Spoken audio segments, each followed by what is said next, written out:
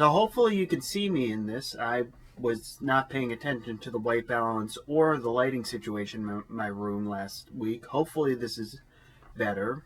There should be a re-edited version of last week's part for me with, at the very least, better quality. That was another problem. Sony Vegas was not cooperating with me, so in the interest of getting it out on time, I just picked whatever was able to render, and that will not fly this time. At the very least, my luck with favorite players is much better than my luck with editing, because for me, it's the gift that keeps on giving.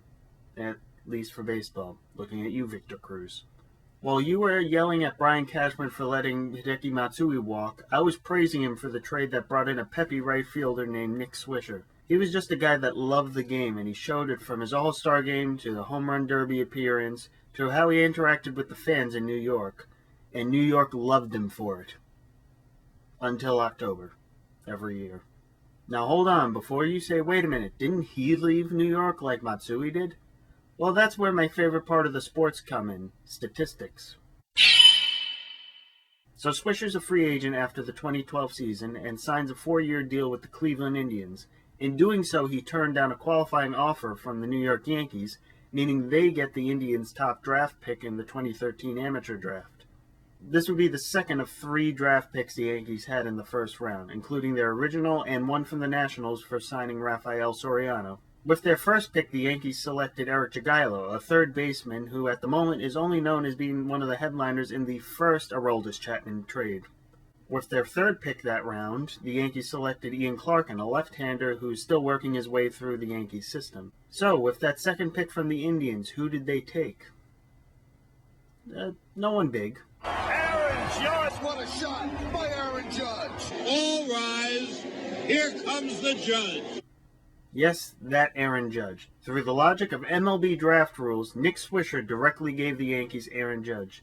And you can take this one step further because remember, Nick Swisher himself was traded to the Yankees from the White Sox. You can thank 3 other players, their 2004 first-round pick, one-time relief ace Scott Proctor, and Hall of Famer Randy Johnson, for getting the prospects that netted Nick Swisher. So in turn, those 3 gave the Yankees Aaron Judge. No other sport, to my memory, has as convoluted of draft connections as baseball does. Maybe football, because they kind of trade draft picks as much as they trade Pokemon cards. But does basketball? Does soccer? Does hockey? I don't think so. Anyway, while on the subject of statistics, I want to bring up one thing that Baseball Commissioner Rob Manfred brought up in his All-Star Game press conference this week. Specifically, I want to talk about what he said about the disabled list. As you know, this year is the first year of a 10-day disabled list rather than a 15-day one. Quote, I don't like some of the activity in terms of what's going on with the 10-day DL. By that he means how quick teams are this season to put players on the injury and call up a healthy player in his stead. What did you expect, Manfred? You shorten the disabled list. If the guy has a dead arm or has a minor tweak, they're going to put him on the 10-day DL when in the past they usually tried to rough it out. Of all the changes that you've made, pitch counts, pace of play, the 4-fingered discount, 4-fingered walk, this is the change that concerns you the most?